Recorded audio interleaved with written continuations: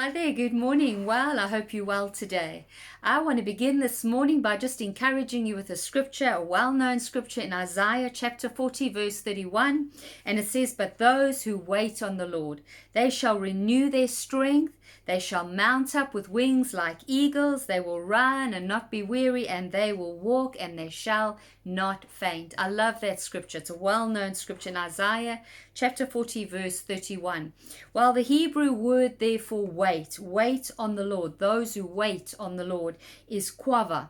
I think that's how you pronounce it. Well, it means bind together, hope, or expect. I love that. So I was thinking to myself this morning, well, wherever you are today, wherever you are at this moment today, maybe you feel you are wanting to bind yourself together to God today. You are just wanting to spend time in His presence, spend time in His Word, spend time just worshiping Him. You just want to have that time today of binding yourself together with God. Maybe you're in a time of hope. You are full of hope. You are excited. You know that God is moving. You know that God is in control. You are encouraged. You're confident. You're determined. Maybe you're in that place today. Maybe you're in a place of expecting. You're expecting God to move on your behalf. You have an area that where you are just needing God to move. You're needing a miracle in a situation. And you are trusting God and you believe in God and you're expecting Him to come through for you in this time. Well, wherever you may be, it reminded me of in the natural, if we go into a hospital waiting room and we're sitting there waiting for our appointment, we're waiting to be called in, there's different people sitting there, and it made me think of maybe there's a pregnant woman there. She's going in to have a scan. So she's all excited because it's life growing on the inside of her. She's going to have a scan to see how her baby is growing and developing on the inside. So she's excited. Then you may have somebody that's sitting there and they're waiting to go and get results back on some tests that they have had. So they maybe could feeling a bit unsettled. They're not sure what's going to be happening.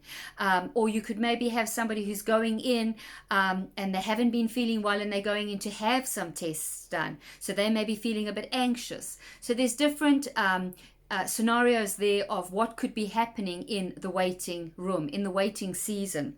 While I was thinking to myself, this scripture that we've just read in Isaiah, it says this bit about wait, this binding together, the hoping and the expecting.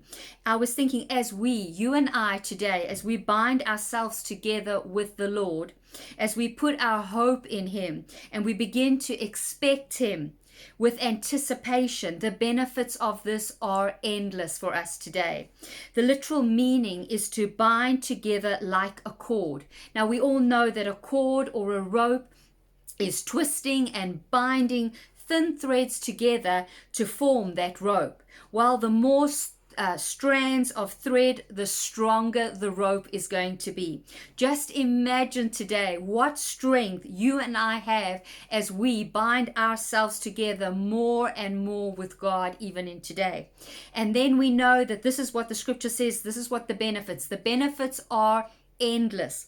Well, these are just a few. Our strength, your strength today is renewed as you bind yourself together and you put your hope in God and you expect Him to move.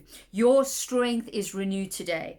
Then you mount up. The scripture says, on the wings of eagles. You run today and you do not grow weary. You walk today and you do not faint.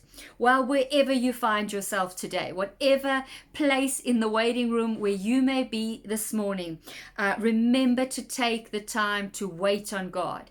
Wait on the Lord today and be blessed today. And I know that you will be strengthened as you wait on the Lord today. So have a super day today.